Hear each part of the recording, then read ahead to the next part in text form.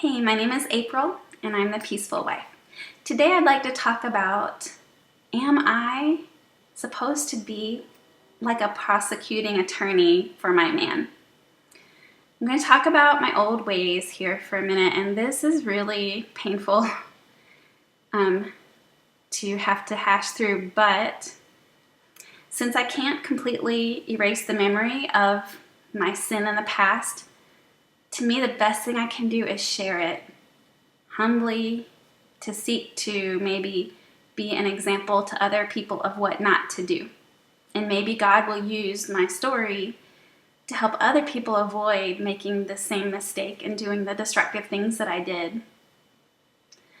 All right, so for so long in our marriage, I would often decide we had a problem.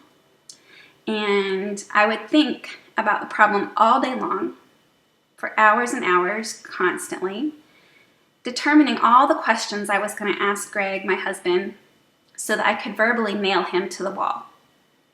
I was upset about something, we didn't agree, or I felt unloved, or, maybe I was hormonal and didn't even realize it. And I was completely sure that I knew all the evil motives that he had, that he was purposely trying to hurt me. And I spent hours carefully gathering my evidence against him so I could prove to him how wrong he was with all of my strong arguments. And then when he would get home on those days, there was no happy welcome home, no smile. I would light right into him and go into my prosecuting attorney mode and determined to get him to admit how wrong he was and how right I was, because that was all that mattered to me right then, that I was right, and I didn't think there was any other perspective that could be right than mine. If you don't agree with me, you're wrong, and I'm going to show you how wrong you are. I'm going to prove it to you. And I treated him as if I was an attorney cross-examining the defendant on a criminal trial or something. And if he dared to address an issue in my life, even the smallest thing, I would viciously verbally attack him. I was the only one allowed to do the questioning. He was not. I could disagree with him, but he could not disagree with me, or he would have to suffer my wrath. I was so amazed. I would ask him all of my carefully crafted questions, and he refused to say anything, and I would get so mad. And I would up the volume, thinking I can make him answer me, and I'm going to show him how wrong he is, and he's going to admit how right I am. I thought he didn't say anything because he was guilty of all the things I was accusing him of, and that I was right. But many years later, after God opened my eyes to my sin for over 14 years in our marriage, I was finally able to see that almost nothing about my husband actually matched up with all the wrong assumptions I had made for so many years. Greg didn't answer me because I put him in a no-win situation. And maybe you've been in that situation with somebody where they are just attacking you so harshly and they're not willing to listen at all. And I had misunderstood his heart, thoughts, words, and actions completely. I was determined I knew the truth and I was right and he was wrong. And that the only paradigm I could accept was my perspective. I didn't think there could be another perspective on other things. And if he wanted to explain things to me, I don't know if I could have heard him back then because my vision of him was so distorted. What I thought was true all that time really wasn't. All the negative things I thought, he doesn't love me, he, doesn't love God, he's not going to be a good leader. I mean, all these different things that I had deceived myself. I was emotionally and spiritually completely exhausting to be around. I was verbally abusive. I didn't call him names, really, and I didn't cuss at him. I just took a lot of verbal shots to undermine him, condemn him, blame him, attack him, put him down, show him that he was wrong, everything is his fault, and that I was so perfect and right. And then I resented him for being emotionally unavailable to me. He should love me. Look, he's not loving me. And I would pray, God, you need to change this man right now today, because look how unplugged he is. Look how passive he is. And he needs to love me more. And he's being so cruel and unloving to me, not giving me all the attention I should have. I don't know if I could have understood if he had tried to explain things to me. I didn't get the whole concept of men and women are so different and different personalities see the world so differently.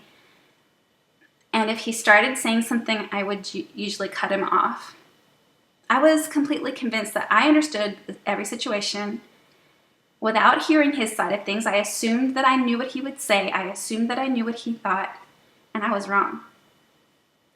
I wish I had stopped attacking him and tried to listen. Proverbs 18:13 says, to answer before listening, that is a folly and a shame. So my husband's choices back then were, one, he could try to explain himself, knowing I would refute anything he said that didn't match my preconceived and extremely wrong and inaccurate notions. Two, he could fight me verbally, and he didn't want to do that. Three, he could say nothing to defend himself and just let me rant on and on by myself and continue thinking and assuming the absolute worst lies about him. He knew it was pretty pointless to try to explain himself to me because I would argue, because I was so contentious and prideful and self-righteous. So he often chose the third option, which seemed like the lesser of the evils to him, and he withdrew and he shut down and he became more and more passive and more a shell of the man that I had married. See, it turns out that husbands don't really like to feel like they're coming home to a verbal firing squad or an interrogation room with the light bulb swinging over the table and the bad cop standing over them. No one who is remotely emotionally healthy enjoys being treated that way. No one likes to feel like a criminal defendant who's being cross-examined in court, who has already been predetermined to be guilty. Most husbands just want to have peace, harmony, and joy. They want their wives to be happy and content. They want to feel safe with their women emotionally. And honestly, isn't that what we all want in our relationships? Whose instrument am I?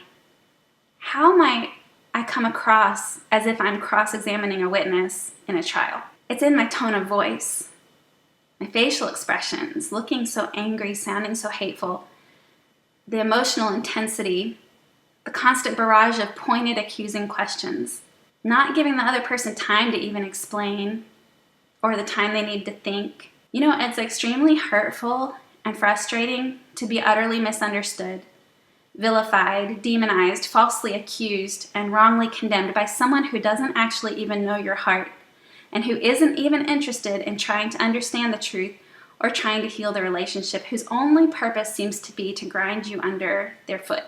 Ultimately, we long most for our husbands to share their hearts with us, to emotionally connect with us, to cherish us, love us, and adore us. So let me just mention, if you can avoid the mistakes I made, you'll save yourself and your husband and your man, whoever your relationship is with right now, a lot of pain. This prosecutor approach repels people.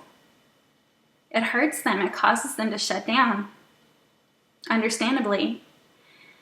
It does not make them want to open up and be vulnerable. It does not make them want to cuddle and be close. It doesn't make them feel like they enjoy being with us, because they're not safe with us if we act like that.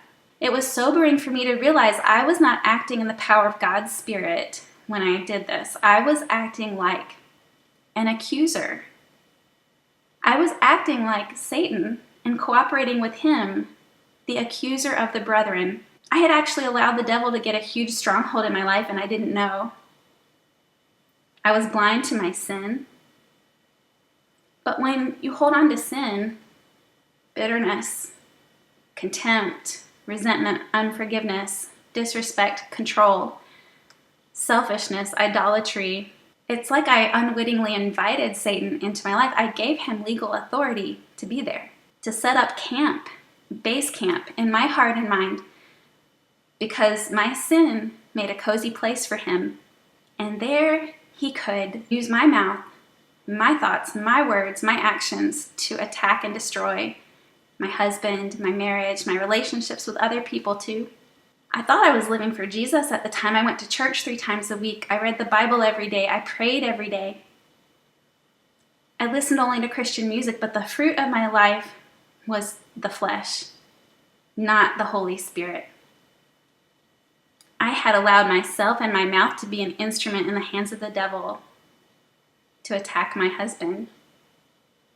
Proverbs 14:1 says, "The wise woman builds her house, but with her own hands the foolish one tears hers down." That was me.